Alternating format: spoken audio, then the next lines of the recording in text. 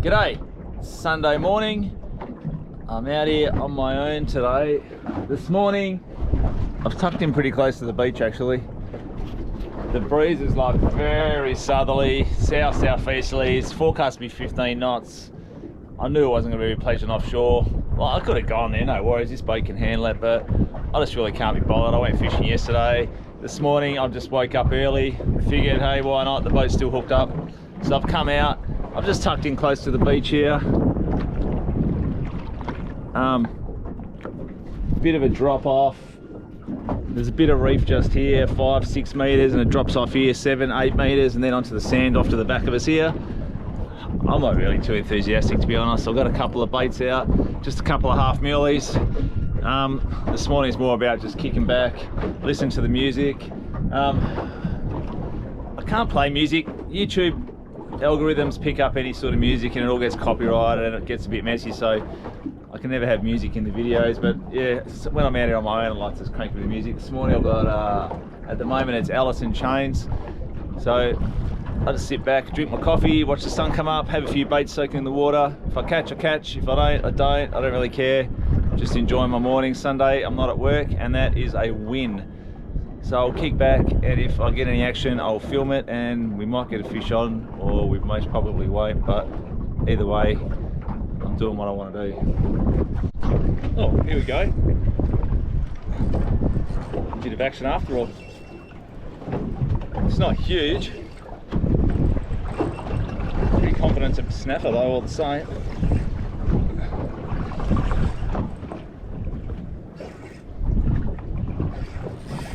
Oh, it's got a bit of attitude to it anyway. So this just shows you, you don't have to go 100 miles out. Like seriously, look where I am. You don't have to go 100 miles out to catch fish. This guy will go, oh, he's probably just undersized, I reckon. He's probably just undersized. Beautiful little fish all the same.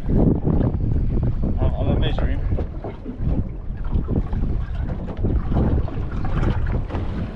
$49. He's just undersized. What I'm gonna do is he's a really good nick, so I'm gonna quickly stick a tag in him and I'll put him back in. I stuck a quick tag in him and I threw him back in. I didn't show it because I wanted to get him done quickly while I'm still, while he's still kicking and still in a good mood, and it's really hard to stick tags in and release fish with one hand while I'm filming with the other. But take it from me, he just got a tag in him. He's back in, bit of research for the future. I'm gonna chuck out another bait and see if I can't get a bigger one. I'll just show you what I'm fishing with here. That's a single Black Magic Sea Point. I think that's a 5.0 actually, it's probably on the smaller side, with a HP tackle lazy yoki skirt on the top, just because. I've had them take the bait before and get baited, and then I'm winding it back in, and just having that little skirt on the top just gives them something else to have a go at, and they've come by and smashed it just with the skirt on and no bait. So sometimes it pays to have the skirt. You get baited, you start to wind it back in, and then they have a crack at the skirt on its way. So that's just the half of the tail half of the muley. And I'll chuck that out and I'll show you this here. And on this side here, this is my other rod here, I got the head half. That's actually a bigger hook, that one there. That's a 7.0, and the same again, the lazy yoki skirt. Just gives it a bit of extra, when you're winding it back in again, it gives it a bit of extra flash and maybe entice them to have a second crack, which it has done for me in the past. Anyway, I'll get these back out and see if I can get a bigger one. So I'll just show you what I'm fishing on here. Just some really fluffy reefy ground here. Just off to the side here is, you can see this deeper hole here, runs down to 10 meters, and there's some sort of fluffy. There was a bit of bait holding when I was there, and that's when I marked that red spot there. I kind of missed it when I anchored up. I kind of missed it a bit with the anchor. I was kind of hoping to be over there a little bit more, but I know I'm pretty much on the edge of where it drops down, so it's close enough. I just hope the burley will do the job and bring him in. So that's pretty much it, just simple. Here we kind of swung a bit into the deeper water here. You can see it's kind of some really fluffy bottom in the deeper water. Just over there, when it was down, it went down to 10 meters, and it was kind of sandy bottom, and then there was like a big fluffy lump. So it must be just here. Oh, I thought I saw my rod there. Like I said, I think I miscued the anchoring a little bit, but it's all good. I'm expecting the burley, and with this rod here, I'm actually casting it over there and letting it sink. And as you saw, that was the rod that went. This one here, because I'm in such shallow water and it's pretty lumpy bottom, I'm only casting this approximately 5 or 6 meters out the back and just letting it swing down, so it's not landing on the bottom. If it lands on the bottom, the pickers are going to get it, you're going to get snagged, and it's just not visible. So I'm sort of casting it out, just not even casting it, just lobbing it out 5 or 6 meters, letting it drift down till it gets vertical on the boat, bring it back in, cast it back out, and just sort of keeping it rotating the whole time, keeping it mid-water and not letting it get down near the bottom where it's going to get snagged or it's going to get hit by the pickers. Anyway, it's time to wind it in because it's getting vertical now. Oh, hang on a minute. This one might be a slightly better one. Or not. Hard to tell.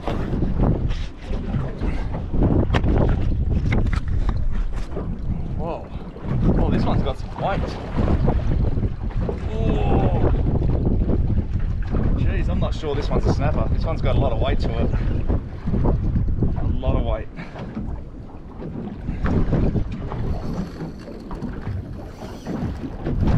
Oh, this one could be a wobbly one or something.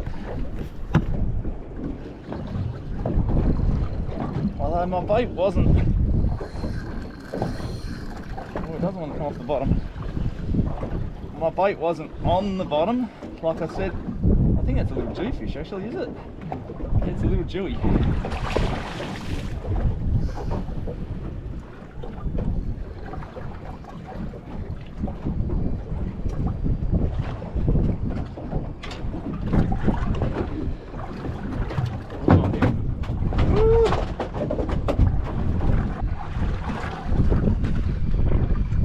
Oh, there you go. Beautiful little jewfish. He goes 59 centimeters, just on 59 centimeters. Absolutely magnificent little fish. I'm pretty happy with that. For 6 meters of water.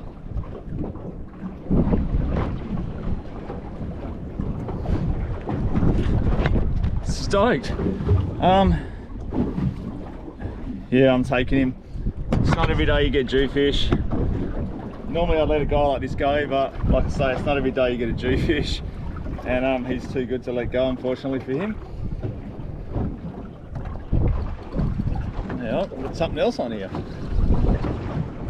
Oh, he's gone. Oh, that was another big heavy fish. I got a funny feeling that one might have been a jew as well. You can tell the jewfish because they're really heavy. The jewfish just come across as being really heavy and they just don't want to come off the bottom. They'll come up a few meters and then they'll charge back down again, come up and then charge back down. They don't really like run any great distance. They just sort of hug the bottom and stay, you know, stay close to the bottom. They don't want to leave the bottom, and that's pretty much how you can tell a jewy. That one felt pretty heavy as well. I'm not going to be keeping another jewy anyway, but see, I've got a really one that was a decent snapper. I haven't caught a decent sized snapper for quite some time now. It's been quite a while. Inshore, it's not really happening at this time of the year. I'm pretty sure, I'll come in here out of the wind. I've heard a lot of different theories. I think it's got a lot to do with the water being really clear and calm inshore in the summer season. The snapper are pretty wary fish and they don't like nice clear water. They're a bit spooky. But also the other theory is that the snapper follow the whites out. So when the crayfish run and the whites go, the theory is the snapper follow the whites right out, which is, so at this time of the year they'll be all right out in the deep water, and they come back in a bit later on with the first couple of storms that come through in late summer, early autumn, I guess. So this time of year is not renowned for being inshore pinky time, but the guys with the drones and some of the beach guys still pick up random ones. Like I said, I'm only out here really to have some coffee and enjoy my morning anyway. I'm already pretty stoked. I've got a dewy, so that's good enough. Anyway, I'll get a few more baits out. I'm probably only going to give it another 10 or 15 and I'm out of here. Got a few commitments to take care of today, but at least I'm out here and I'm not at work. Righto, I'll try and show you what I was just sitting on there. The 10 metre lump I was talking about. I don't know if I'm going to be able to find it without the GPS as well. Possibly. You can see this is a thick red line, denotes hard bottom. You can see all the fluff on top. It's actually showing a couple of fish there at the top. Here it comes.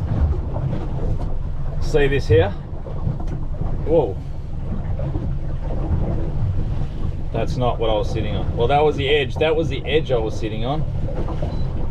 Oh, I'm going to need my GPS.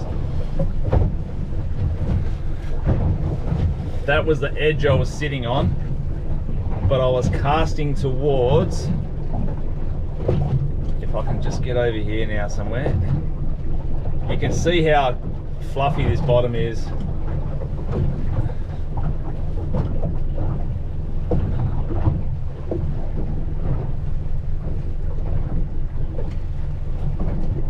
So I was casting towards this little ledge here.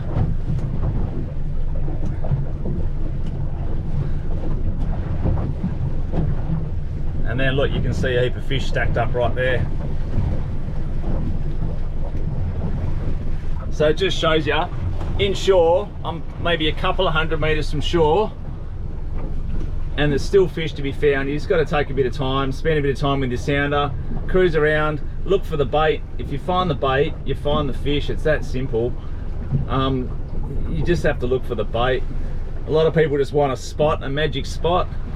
There's no such thing. One spot will be holding bait this day. You go there tomorrow, the bait's not there. You just need to go and find the bait, not the spot. Don't focus so much on finding spots. Focus on the bait and you'll find the fish. Oh God, that sun's pretty harsh.